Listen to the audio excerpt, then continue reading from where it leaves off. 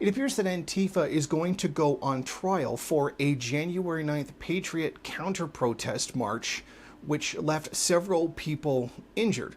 What the prosecutors are looking for is a conspiracy charge, and this is the first time that has been done. On January 9th, there was a Patriot March in support of Donald Trump and his failed attempt to overthrow the government on the 6th. This was met with counter-demonstrations by black-clad Antifa members. Antifa, which is short for anti-fascist, engaged in violent clashes with the Patriots several times as both of them were being antagonistic. Scuffles also took place between Antifa and police services. Police have arrested individual members of Antifa and given them individual charges depending on what it is that they are accused of doing. What makes this situation unique is the fact that now they are going for a conspiracy charge, which lumps them all together. Now, this kind of charge has never been used on Antifa before. Their alleged crimes include assault with a deadly weapon other than a firearm, assault likely to produce great bodily injury, animal cruelty, vandalism, and the use of tear gas not for self-defense. In the past, only individuals who associate or allegedly associate with Antifa have been individually charged. Such offenses, such as rioting, civil disobedience, or arson, typically include just one defendant and have not, to anyone's knowledge, involved conspiracy allegations. According to the San Diego Union Tribune, many Americans first heard of Antifa on August 17th when counter-protesters, many of whom were self-described anti-fascists, squared off with right-wing hate groups and white supremacists in the Unite the Right rally in Charlottesville, Virginia. It was after the killing of George Floyd in May 2020. As protests raged across the country, that Trump tweeted, "The United States of America will be designating Antifa a terrorist organization." Trump never followed through on his promise, and his FBI director, Christopher Wray, testified to Congress that Antifa was more of an ideology than an organization. Now, obviously, the difficulty here is that Antifa is not a full-on organization. It doesn't have a membership, a leadership, a hierarchical structure, etc.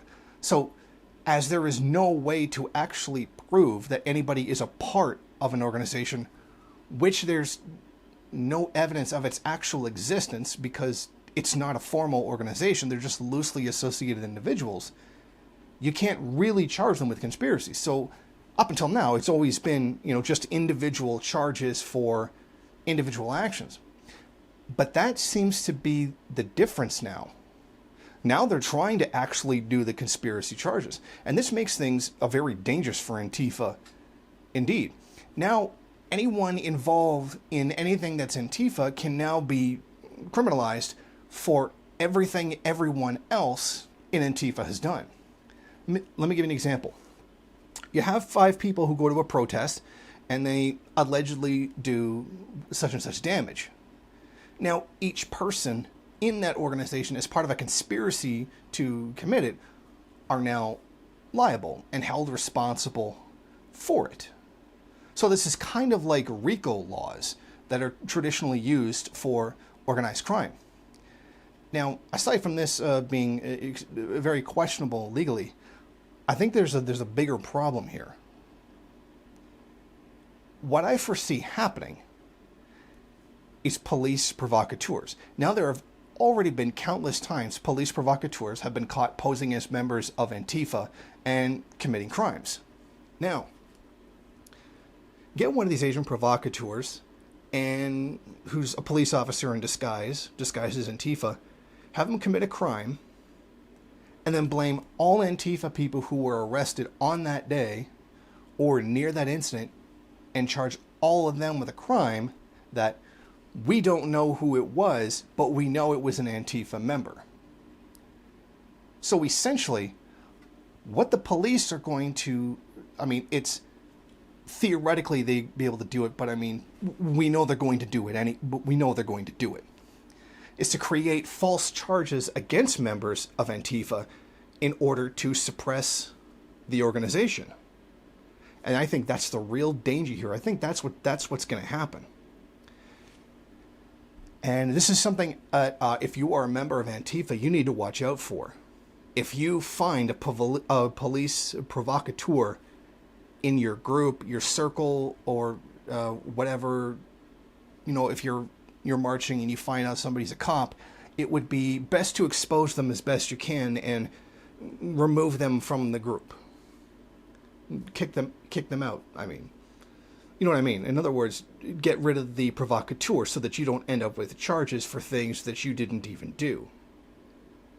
So I'm just saying, be careful of that.